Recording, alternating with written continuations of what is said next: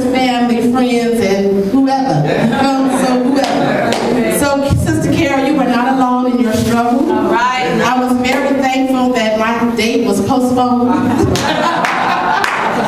I had initially wanted to talk about the differences between praise and worship, and then Sister Alicia called me last week, and we were talking about tithing.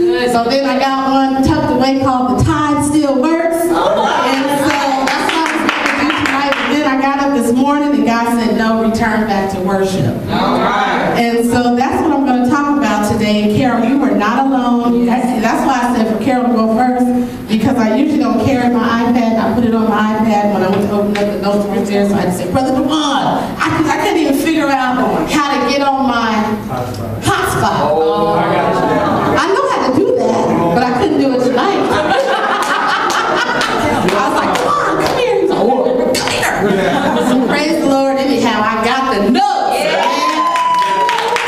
So I'm going to talk about worship, keys to worship. I have 6 keys to worship, but in case we don't get there, I'm just going to say keys to worship. All right. And so the biblical setting for worship is that when you read the book of Genesis, we have to be mindful that chapters 1 through 3 are not to be understood through hidden messages or symbolic figures. And my scripture reference is Genesis 22. Okay. So this is the whole chapter, but we're not going to get through it, okay? Right. So for your own reading, you'll read Genesis 22, 1 through 24. But today we're going to focus just on 3 through 7. Amen? Amen. So it says, and so Abraham rose early in the morning and saddled his donkey and took 2 of the young men with him, Isaac and his son. And when he split the wood, the burnt offering, and he arose and went to the place which God had told him. Then on the 3rd day, somebody say on the 3rd day, Abraham lifted his eyes and saw the place. And so we know that the 3rd day is when God begins to separate. Amen? Right. And so Abraham said to the young men, stay there with the donkey and the lad, and I will go yonder and worship. And he will come back to you. And so Abraham took the wood of the burnt offering and laid it on Isaac his son. And he took the fire in his hand and the knife, and the 2 of them went together. But Isaac spoke to Abraham his father, and he said, my father. And he said, here am I, my son. Then he said, look, the fire and the wood, but where is the lamb for the burnt offering? So if you know anything about it, in the book of Malachi, it talks about the 3 ways that the people had to give their offerings, right? And so what we know from the hermeneutical principle is that the first mention is that the first time we see the word worship, that sets the doctrine for that worship. And so even though there were other mentions in Genesis 4, Cain and Abel were engaged in sacrifice and worship. In Genesis 4:26, they began to call upon the name of the Lord. Genesis 5:22, Enoch worked with God. But in Genesis 22:5, that is the first time the word worship is actually mentioned in the Bible. And so as I was saying, when we read Genesis 1 through 3, we have to know that it is not allegorically. It is actually history. And so when we read chapters 1 through 3, we know that this really did happen. Amen? And so what we know is that Abraham said to the young men, stay there with the donkey, the lad, and I will go yonder, and we'll come back to you. And so this passage describes the faith of Abraham, and it teaches us some very powerful truths about worship. Amen? Pastor, I just looked at you and got nervous. Okay. So it teaches us some truths about worship. And so the word worship literally means to bow down, to prostrate oneself, but to prostrate to one who is superior, to humble oneself before God. And so Abraham learned how to use this during the most difficult trial that he would ever face. He was in the deepest valley of his life, and he saw this as an opportunity to worship. So one key to worship is knowing who is your source. So Abraham's worship was based on a clear word from God. God was the one who was speaking. We know that throughout the Bible there are tons of people that are speaking. But a quick trick that I got in my discipleship class some years ago, that if you want to know who God is who's speaking, here's a quick breakdown. From Genesis to Malachi, God is speaking. From Matthew to John, Jesus is speaking. All right. And from Acts to Revelation, the Holy Spirit is speaking. So if you want to know who's speaking and where the word is coming from, we know they're all three in one, right? But if you want to know who was speaking, there's your quick note. So I give it to you again. Say it again. Come on. Genesis to Malachi, God is speaking. Matthew to John, Jesus is speaking. And Acts to Revelation, the Holy Spirit is speaking. Awesome. And so Abraham and God were in a conversation, and in verse 1, God says to him, we know it says God said to him. So that means God was speaking. In verse 2, it says he said, and it was still God speaking. So Abraham found himself engaged in worship with the Almighty God, and God told him exactly what to do. Yes. He said, take your son, the one that you love, go to the land of Moriah up on the mountains, and I will tell you what to do. At that point in time, he didn't even tell him what mountain. He just said go. And so because Abraham was obedient, we know that this, again, because worship, this is the first time worship is mentioned, we know that this is the precedent for worship. And what that says is that worship is an act of sacrifice. Yes, yes. Abraham loved his son Isaac. But you know what? He loved God more. All right. And because he loved God more, he didn't question God. Right. He just simply followed what God said. Yes. And so one thing that we have to know is who is our source. Yes. Another key to worship is submission. So as soon, in verse 3, as soon as Abraham heard the command, there was no hesitation. He didn't say, I'm not prepared. Nobody sent me a text. I don't have anything to wear. I'm not in the mood. I don't feel like it. He simply responded in faith. And he submitted himself to the will of the Lord.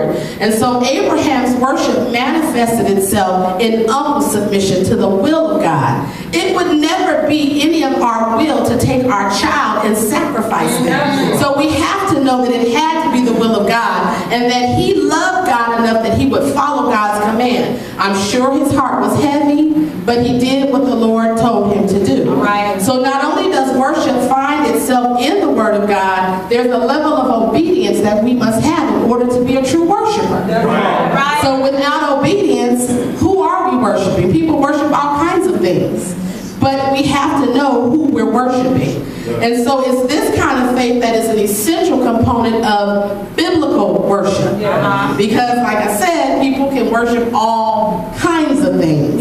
So we're talking about biblical worship. So the next part, the next sacrifice, or the next key is sacrifice. Abraham's worship was not cheap. Abraham's worship had to cost him his precious son. So remember in verse 2, he said, take your son, whom you lovest. And Isaac was the light of Abraham's life. Isaac was the most precious person in the world to Abraham. And Isaac was his deepest possession. Think about that thing that's most precious to you. If God just wakes you up in the middle of the night and says, Sister Carol, give it up, can you do it? That most precious thing. Because when you can do it, you know that you are working in worship. It's not about us at all when we're talking about worship. But God commanded Abraham to take that which was most precious to him and sacrifice it. In verse 5, he says, abide here with the donkey and the lad and go up yonder, and then we'll come back to you. So when Abraham spoke of worship, he knew true worship involved making a great sacrifice. So one of the things that we have to remember is that real worship will always cost us something. You got to give up something. You can't just come in and say, okay, Lord, here I am. I worship, I worship. No, you got to give up something for that worship to be acceptable unto God. So again, we have to keep in mind that worship is a sacrifice. Another key is separation. So with the small pilgrim, when the small pilgrim arrived, God revealed to Abraham and he said, go yonder. But he said, remember, he took 2 men with him. When it was time for them to worship, God said for the 2 men to stay behind.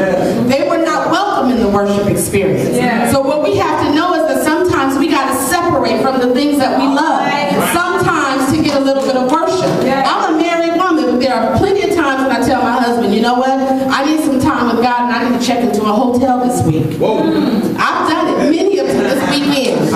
I've done it many of times because I can't do it at home the way I need to sometimes when I just need to hear a word from God. I can't keep saying, Granny, stop scratching. Girls, come on. Granny, stop scratching. Carol, no, you didn't watch Granny plenty of times. Granny, stop scratching. Okay? And so sometimes I have to get away. It doesn't mean that I don't have the place in my home, but sometimes you really got to get separated with no distractions. I tell my husband, I'm turning my phone off. This is what room I'm in. Nobody knows what room I'm in, so my phone shouldn't ring unless it's an emergency. So I turn my phone off, got to disconnect from social media because guess what? Sometimes I need some time with God. He needs to be my lover for the evening, amen? He needs to love on me and I need to love on him. Just a little bit sometimes. And so we got to be mindful that it doesn't matter who it is. Sometimes God will separate you, even if it's just for a quick season. Amen? And so, I think I'm almost done. Worship, another key is self-denial. When Abraham told the young men that he was going up to worship, he knew that he was going to sacrifice his son. It wasn't a surprise to him because remember, God had given him instructions. He told him exactly what to do and exactly where to go and exactly what to do when he got there. So he wasn't surprised about what God was going to do, but he had to sacrifice that. And in Philippians 3:3 it says that there is no confidence in the flesh. And so because of that, Abraham knew it wasn't about him at all. And when we talk about worship, we have to know that worship is not about us in the slightest sense. Worship has nothing to do with us. Worship has everything to do with who God is. It has nothing to do with what God does for us. Because if God doesn't do it, he's still God. So worship has nothing to do with what the things that we're getting. It has nothing to do with houses and cars and lands. It has to do with God being mighty. It has to do with God being great. It has to do with God being awesome. It has to do with God being our keeper. It has to do with God being who God is. And it has nothing at all to do with us. And so another key is service. Worship is service. Abraham had to yield every ounce of himself in order to be in the perfect will of God. We can be in the will of God, but how many want to be in his perfect will? And so that meant, we quote a lot of times Psalms 37:4, delight thyself in the Lord, he'll give you the desires of your heart. But we have to know that it's only when our heart is lined up with the will of God. Because God's not going to give you somebody else's husband, amen? That is not the will of God for you. Worship, another key is satisfaction. So God will be no debtor to man. After Abraham's demonstration of absolute faith, God gave Isaac back to him. So when you read the story, you'll find out that just as Isaac raised his sword to sacrifice his son, an angel appeared before him and said, hold up, you ain't got to do it, God trusts you. Okay? So what I'm telling you is hold up, you ain't got to do it, God trusts you. Amen? And so you got to have your satisfaction. And so in my closing, I just want to say that Abraham worshiped and he honored the Lord. He placed all that he had on the altar in submission and humble obedience to God. And so as I close, I want to ask you, are you worshiping God the way that he reveals himself to you in the Word? Is God your source of worship? Are you absolutely submissive to his will? Is your worship sacrificial? Are you practicing self-denial and separation? And does your worship serve the Lord by glorifying him?